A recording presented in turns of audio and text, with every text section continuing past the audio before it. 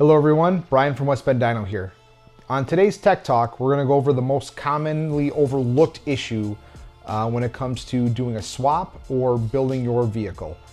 It's the fuel system. Fuel pump and injectors seem to be the biggest issue we run into, so let's dive in a little further and see if we can help alleviate some of these issues. So let's say you have a big power car on E85 and you need a lot of fuel flow from your fuel pump.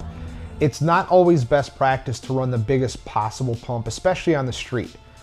So in those scenarios, we either run a big brushless pump that's got a variable speed controller so you can actually control the pump speed, or more often we run multiple fuel pumps, either 2 or 3 depending on the need. Why do we do that? Well, on a street vehicle, especially turbo cars or blower cars, a lot of that heat gets returned through the fuel rails back into the tank, and if you return a ton of fuel because you have a really big fuel pump, you can have a lot of issues, hot starting issues, heat soak issues of the pump, vapor lock, cavitation, and things like that. So deciding which fuel pump and how large you need isn't the only answer. It's how do you want to control this, especially on a street vehicle. The next part when selecting a fuel pump is the liter per hour rating is at a certain fuel pressure. On the boosted applications, when we run a boost reference regulator, let's say we run 18 pounds of boost, you're gonna add 18 PSI of fuel pressure to your base fuel pressure, and fuel pumps don't deliver flat line output. As fuel pressure goes up, current draw goes up, but volume actually goes down. So there's a lot of websites that publish the fuel pump rating. So at 40 PSI of fuel pressure, it may deliver 300 liter per hour, but at 60, it might be dropping down to say 250, 200. It just depends on the type of fuel pump. So these are all things we need to verify and look for to make sure we select the right fuel pump for your vehicle. Now let's talk about fuel injectors. We always get calls, hey, I have a 36 pound per hour injector. Is that big enough for my car? Maybe, maybe not. There's more to it than just the flow rate. It's actually the flow rate at a certain fuel pressure.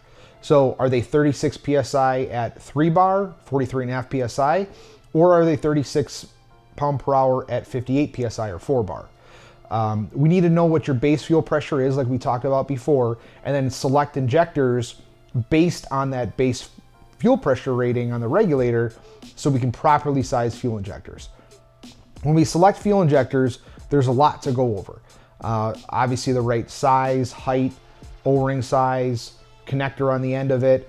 Those are just a few things, but what we need to figure out, again, on our website, there's a calculator for fuel injectors to properly spec them. But what we need to figure out is, again, how much horsepower are we really planning on achieving with this current combination and maybe in the near future. We don't want to go above 85% injector duty cycle. The injector is basically a solenoid, and above around 85% duty cycle, that solenoid is effectively open. So even though there's more room to go on duty cycle, 85% is kind of the safe limit. And what can happen if we go above 85%? A couple of things. One, there's not enough fuel flow from the injector. That's number one.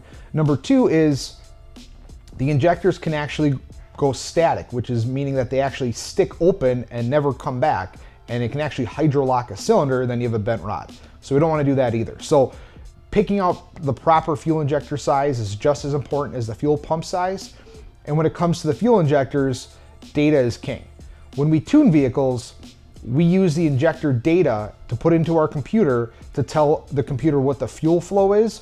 When we're tuning the engine's an air pump, we're tuning the airflow of that engine. And if our data is wrong on the fuel flow, we're baking in a lot of that error into our air model. So we need to make sure, that's why we stress getting really good fuel injectors with really good data. We use Fuel Injector Connection. They have really good injector data by Greg Banish. We use them a lot. There's other injector brands out there that have really good data also. We can use those, those are just fine. But we can't use injectors that don't have good data, or especially the Chinese knockoff ones. We see a lot of those coming through, and the spray pattern's terrible, there's no data for them, so we won't even tune those vehicles. Well, I hope you enjoyed that, kind of touching on fuel system, fuel pumps and injectors. This kind of just scratches the surface, but that's what we're here for, to help you out picking the proper items for your vehicle. If you want to reach out to us on our website, westbenddyno.com, give us a call at 262-692-9035. We'd be happy to help you. Thanks.